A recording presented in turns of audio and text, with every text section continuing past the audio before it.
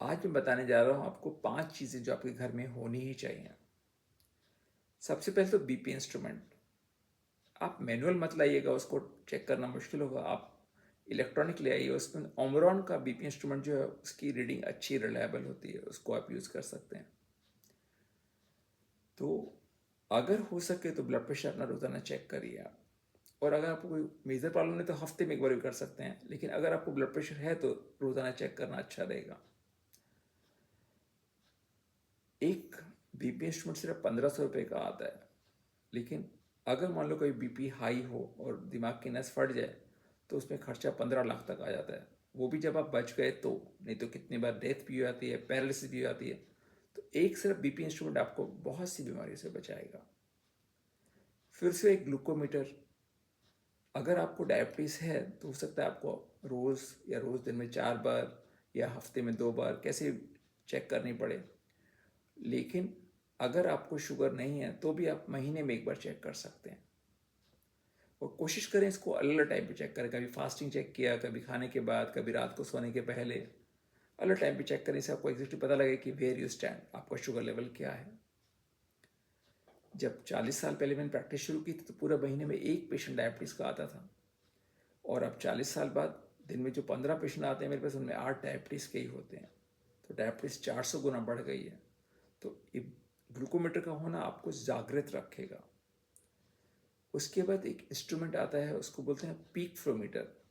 ये नया होगा आपके लिए, ब्रीदोमीटर भी बोलते हैं इसको। ये सिप्ला का आता है, अगर नहीं मिले बाजार में तो ऑनलाइन मंगा सकते हैं इसको। इसमें आपको ब्लो करना होता है और देखना होता है कितना रीडिंग आती है। जैसे एवरेज करीबन, जो अगर 30 साल कोई आदमी और 5 फुट 6 इंच उसकी हाइट है, तो उसका ये पीक फ्लो करीबन 500 550 के अंदाज में होता है।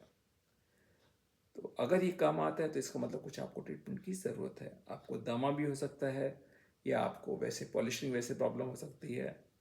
तो इस तरह से इसको करने से आपको पता रहेगा कि वेयर यू स्टैंड। फिर एक वेइंग मशीन घर में ज़रूर होनी चाहिए। कोशिश करें रोज़ाना चेक करें, अपना भी बच्चों का भी। बच्चों का वेट कब एकदम से बढ़ जाता है पता नहीं लगता, फिर बाद में बहुत सारी प्रॉब्लम्स आती हैं। तो रोज़ाना वेट चेक करना बहुत ज़रूरी है। उसके बाद हमने बात की थी पहले भी इंच टेप की। इंच टेप ज़रूर रखिए घर के अंदर। उससे अपने बराबर अपना वेस्ट लाइन मेजर करते रहिए, कितना वेस्ट लाइन है और कितना होना चाहिए, और कोशिश करें उसको वेस्ट लाइन को वहाँ तक लाने की। और छोटे बच्चों की इससे हाइट तो नाप ही सकते हैं आप। साथ में जो एक इंस्ट्रूमेंट आजकल बहुत पॉपुलर हो गया वो है पल्स ऑक्सीमीटर।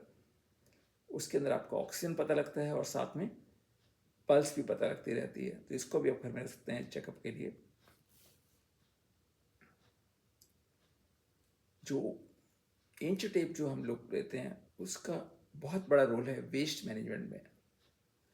आजकल कमर का घेरा कब बढ़ता जाता है हमें पता नहीं लगता, और कमर का बढ़ते बढ़ते कमरा बन जाता है, और उससे हज़ारों बीमारियों का जन्म होता है। तो वेस्ट मैनेजमेंट एक अपने आप में एक साइंस है कि आपका कमर का घेरा ठीक रहे, उसके लिए आप प्रयास करते रहें बराबर। अगर किसी ऑफिस में हैं आप और आपके नीचे 10 15 20 लोग हैं तो उनको भी आप इंक्रेज कर सकते हैं कि सब अपना कमर जो है ना आप ठीक रखें। कमर के अंदर साइज बढ़ने से बहुत बहुत समस्याएं आती हैं।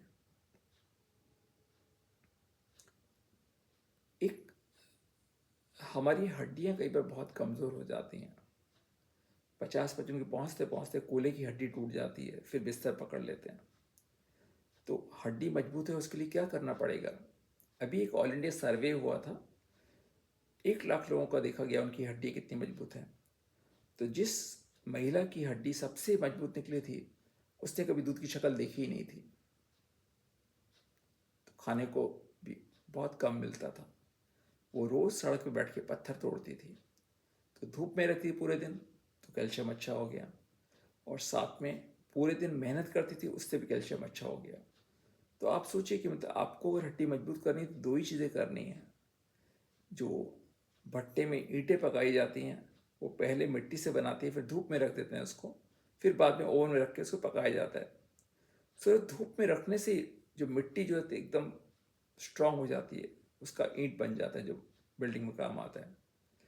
आप भी अगर 15 मिनट रोज़ धूप सेकेंगे और कोई फिजिकल वर्क करेंगे, कोई योगा करें, कोई रनिंग करें, कोई वॉकिंग, कोई वेट लिफ्टिंग, कोई डंबल्स, तो उसी से आप फिट होते जाएंगे। तो आज ये कुछ चीज़ें शुरू करें। जय स्वामीनारायण।